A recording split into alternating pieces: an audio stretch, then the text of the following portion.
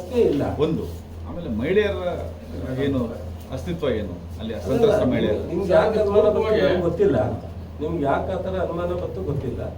So SIT ಮಾಡಿರ್ತಕ್ಕಂಥದ್ದು ಮುಚ್ಚಾಕಲ್ಲ. ಆಮೇಲೆ ಇದೇನು ಮುಚ್ಚಾಕುವಂಥ ಕೇಸ್ ಅಲ್ಲ, ಇದು ಯಾವುದೋ ಕನ್ಸೆಂಡು ಅಥವಾ ಸ್ನೇಹ ವಿಶ್ವಾಸದ ಸ್ಕ್ಯಾಮ್ ಅಲ್ಲ.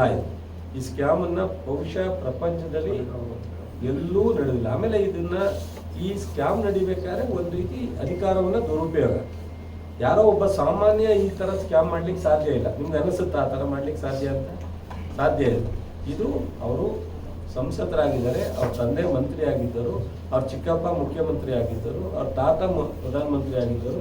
ಇದೆಲ್ಲರ ಒಂದು ಬಳಕೆ ಇಲ್ಲದೆ ಇದ್ರೆ ಒಬ್ಬ ಸಾಮಾನ್ಯ ಸಂಸದರಾಗೂ ಇಷ್ಟೊಂದು ಈ ಒಂದು ಸ್ಕ್ಯಾಮನ್ನು ಮಾಡ್ಲಿಕ್ಕೆ ಸಾಧ್ಯ ಇಲ್ಲ.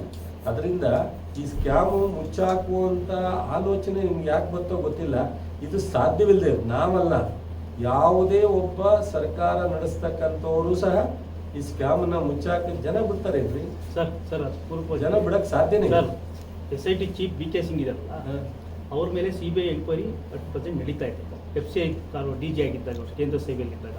ಸೊ CBI ಕೇಂದ್ರ ಸರ್ಕಾರದ ಅಡಿಯಲ್ಲಿದೆ. ಸೊ ಈ ಹಿನ್ನೆಲೆಯಲ್ಲಿ ಈ ಅನುಮಾನ ಬರೋಕ್ಕೆ ಸಾಧ್ಯ ಆಗಿದೆ. ಸೊ ಈಗ ನೀವು ತುಂಬಾ ಸ್ಯಾಂಟಿಟಿ ಎಂಕ್ವೈರಿ ಸ್ಯಾಂಟಿಟಿ ಎಷ್ಟು ಪ್ರಾಮಾಣಿಕವಾಗಿ ಸಂಡರಲ್ಲಿ SIT ತರಬೇಕು ಅಂತ ಕೆಲವರು ವಾದ ಇದೆ ಸರ್. ಅದು ಮುಂದೆ ಚರ್ಚೆ ಆಗಬೇಕು. ಏನೋ ಪಾರದರ್ಶಕತೆ ಬರಲ್ಲ ಈ ಎಂಕ್ವೈರಿಯಲ್ಲಿ. ಒಬ್ಬೊಬ್ರು ನಮ್ಮ ಸರ್ಕಾರ ಮಾಡ್ತಿದ್ದಾಗ ಒಂದೊಂದು ನಾವು ತರುವಂತ ಇದನ್ನೇನೋ ಒಪ್ಪಲ್ಲ. ಏನಾಗುತ್ತೆ ಕರ್ನಾಟಕದಲ್ಲಿ ಈ ನಮ್ಮ ಭಾರತ ದೇಶದಲ್ಲಿ ಇದೊಂದು ದುರಂತ. ಈಗ ನಾನು ಮಾಡಿದ್ನ ಅವ್ರು ಒಪ್ಪಲ್ಲ, ಅವ್ರು ಮಾಡಿದ್ ನಾನು ಒಪ್ಪಲ್ಲ, ಇಂಥದ್ದು ಪ್ರಜಾಪ್ರಭುತ್ವ ವ್ಯವಸ್ಥೆಗಳು ಬರುತ್ತೆ. ಸೊ ಯಾರೋ BK ಸಿಂಗ್ ಅವರು ಏನು ಅವ್ರದ್ದು ಹಿನ್ನೆಲೆ ಇದೆ ಅದು ಒಂದು ಕಡೆ ಇರಲಿ. ಸೊ ಸುಪ್ರೀಂ ಕೋರ್ಟು ಮತ್ತು ಹೈಕೋರ್ಟ್ನ ಅಡಿನಲ್ಲಿ ನಾವು ತರಬೇಕು ಚರ್ಚೆ ಆಗಲಿ. ಕಾನ್ಸ್ಟಿಟ್ಯೂಷನಲ್ಲಿ ನಾವು ಅದನ್ನು ಅಮೆಂಡ್ಮೆಂಟ್ ಮಾಡಬೇಕಾಗುತ್ತೆ, ಅದನ್ನು ಮಾಡ್ತಕ್ಕಂಥದ್ದು. ಈಗ SITನಲ್ಲಿ ಅವರು ತಂಡ ಮಾಡಿದ್ರು.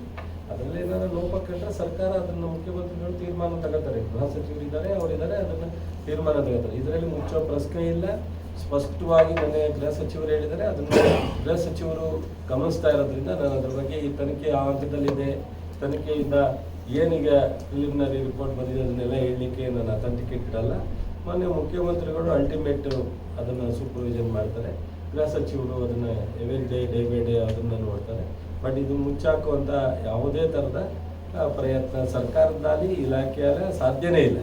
ಇದೊಂದು ದೊಡ್ಡ ಸ್ಕ್ಯಾಮ್ ಮಾಡ್ತಾರೆ. ಬಟ್ ಕುಮಾರಸ್ವಾಮಿ ಅವರಿಗೆ ಸ್ವಲ್ಪ ಮಟ್ಟಿಗಾದರೂ ಸೊ ಈ ತನಿಖೆ ಬಗ್ಗೆ ವಿಶ್ವಾಸ ಇಟ್ಟು ಪ್ರಾಮಾಣಿಕವಾಗಿ ಈ ತನಿಖೆ ಆಗಬೇಕು ಅಂತ ಪ್ರಾರಂಭದಲ್ಲಿ ಏನು ಹೇಳಿದ್ರು ಅದಕ್ಕೆ ಸ್ಟಿಕಾನ್ ಆಗಬೇಕು.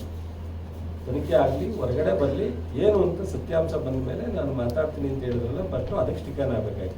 ಅದು ಅಲ್ಲದೆ DK ಶಿವಕುಮಾರ್ ಅವ್ರ ಬಗ್ಗೆ ಇಷ್ಟೊಂದು ಲಘುವಾಗಿ ಮಾತಾಡ್ತಕ್ಕಂಥದ್ದನ್ನು ಮತ್ತು ಎದುರಿಸೋದು ನಾನು ಕರೆ ಕೊಟ್ಟರೆ ಏನೋ ಆಗ್ಬಿಡುತ್ತೆ ಅನ್ನೋದು ಕೊಟ್ಬಿಡ್ಬೇಕಾಯ್ತು. ಯಾರು ಬೇಡ ಅನ್ನೋದು ಕರೆನೂ ಕೊಡಲಿ.